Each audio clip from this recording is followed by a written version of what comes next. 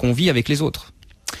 Je vous avais prévenu, il est philosophe, notre invité David Simard, auteur de ce livre « L'amour à l'épreuve du couple » aux éditions Larousse. Nous avons des auditeurs qui ont envie de vous poser des questions et on va bien sûr leur donner la parole. On va commencer par Mathieu qui a 23 ans. Bonjour Mathieu.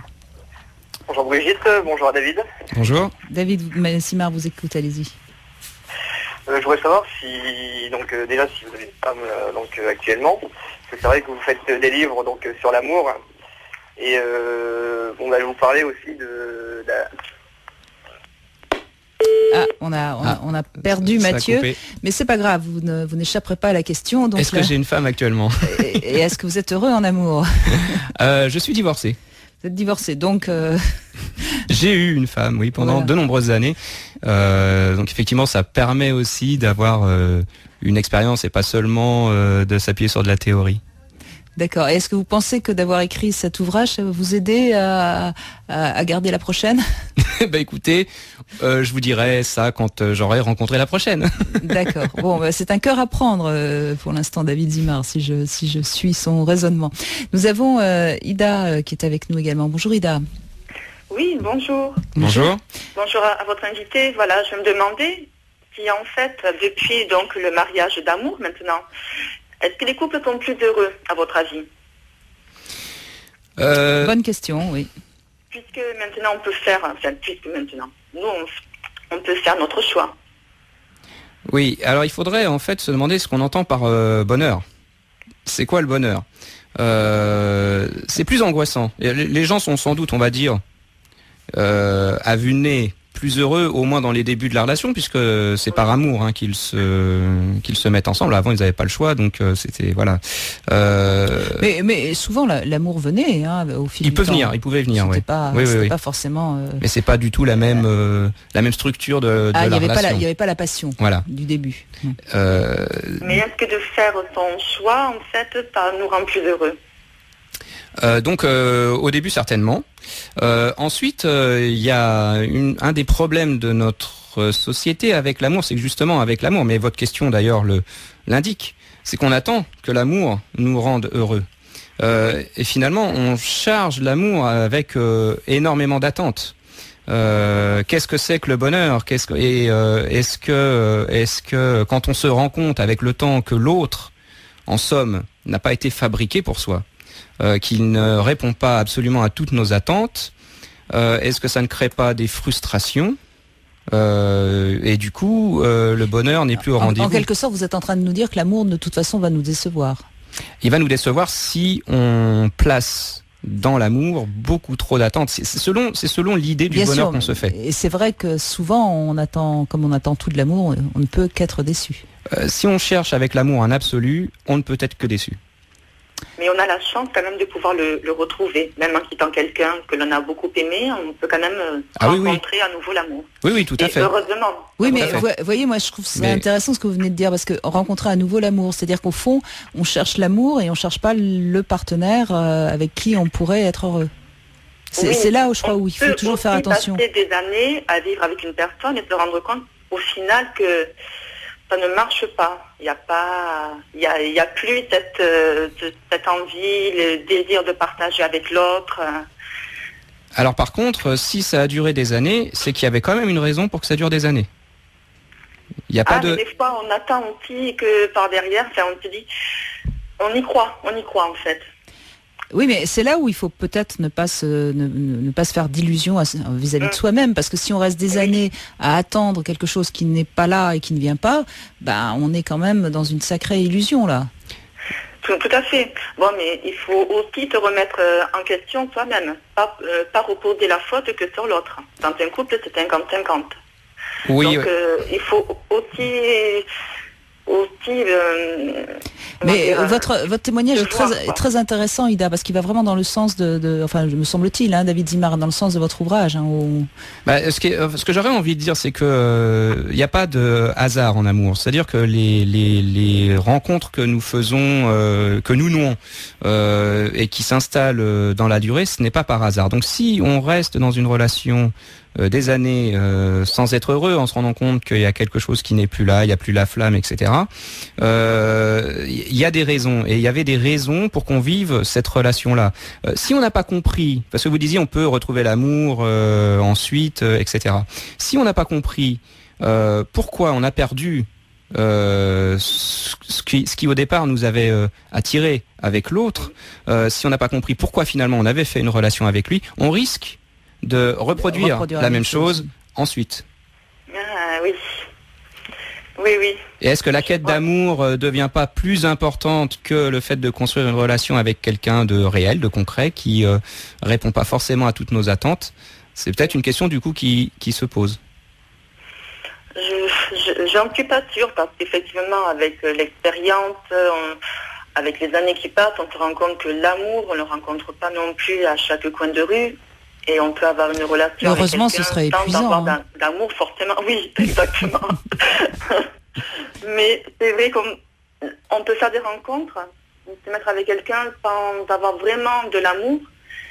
Mais voilà. Mais Ida, moi je serais quand même assez positive dans l'amour, justement, parce que quand on tombe amoureux de quelqu'un ou quand on est attiré par quelqu'un d'autre, c'est parce que ce quelqu'un d'autre, justement, va nourrir certaines facettes de notre personnalité et certains manques, et on peut se nourrir de manière tout à fait positive, et puis à un moment donné on s'est nourri, et puis on a pris ce qu'on avait à prendre, et on peut tout à fait à ce moment-là se dire bon, la relation n'a plus beaucoup de sens pour moi. Enfin, je sais pas si vous êtes d'accord, David Zima. Ce qu'il faudrait pas, c'est que ça soit quand même de la consommation, quoi. On fait des rencontres avec des gens, on ne sait pas pourquoi. Mais en général, les femmes sont des vrais vampires, vous ne le saviez pas? On vous suce le sang, voyons. Oui, bien sûr, oui. N'est-ce pas, Ida? Tout à fait. On va refaire la partition homme-femme avec quelque chose de naturaliste, là. Voilà, c'est ça. Bon, Ida, vous pourrez continuer à philosopher si vous le voulez avec l'ouvrage de David Zimar. Merci en tout cas de nous avoir appelés. Avec plaisir. Bonne émission. Au revoir. Et Louisa également a un conseil à vous demander. Bonjour Louisa. Bonjour Brigitte, bonjour David Zimar. Bonjour. Alors, je vais vous expliquer ma situation. Moi, je suis en couple avec une personne d'origine sénégalaise. Et j'aimerais construire quelque chose de solide avec. Malheureusement, mes parents sont un peu contre notre union. Ils auraient préféré que je sois avec un Français pure souche. Et donc, j'aimerais vous poser la question, quels sont vos conseils en matière de couple mixte ? Alors, indépendamment même de la question du couple mixte, ce que votre histoire m'évoque, c'est il y a le désir de vos parents d'un côté et il y a votre désir de l'autre. Oui. La question pour vous, c'est quel désir souhaitez-vous suivre ? C'est-à-dire que moi, j'aime mon copain, j'aime mon ami et j'aimerais vraiment construire quelque chose de sérieux avec lui. Donc c'est vrai que maintenant, si ça ne plaît pas à mes parents, c'est pas avec mes parents que je vais faire ma vie. Non, normalement non. Voilà. Mais je crois que dans la question de David Zimar, ce qu'il faut quand même entendre, Louisa, c'est que c'est jamais par hasard qu'on choisit un partenaire et qu'on aime un partenaire qui ne plaît pas à nos parents. Ouais. Voilà, donc c'est juste, c'est important que vous arriviez à bien comprendre ça pour pas justement faire échouer la relation ou la maintenir à tout prix pour avoir raison vis-à-vis de vos parents. Voilà, c'est juste ce que je crois que David Zimar. Un conflit de désir juste pour s'opposer à vos parents. Que ce soit vraiment identifié comme votre désir de faire quelque chose avec cet homme-là. Et si c'est votre désir profond, il n'y a pas de raison à ce que vous ne le fassiez pas. Alors les conseils qu'on pourrait vous donner, Louisa, il y en a beaucoup. Hein. C'est à la fois respecter la culture de chacun et en même temps arriver à une vie commune. C'est ça la difficulté finalement quand il y a deux cultures qui se rencontrent. Hein. Oui, d'ailleurs, vous parlez du désir de votre parent qui a l'air très présent. Vous êtes allé chercher quelqu'un qui est d'une autre culture.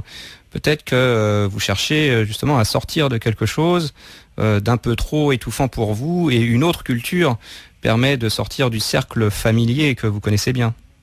Peut-être, oui. Donc je crois que c'est ça l'enjeu, c'est d'arriver que tous les deux vous ayez une culture mixte qui vous convienne. Et c'est ce qu'on est en train d'installer progressivement. Donc ça fait 8 mois qu'on est ensemble et on s'entend très bien. Voilà. Alors, au-delà de la culture. Hein. Oui, mais Louisa, aujourd'hui, on le sait, dans notre pays, il y a beaucoup de couples mixtes qui marchent très très bien.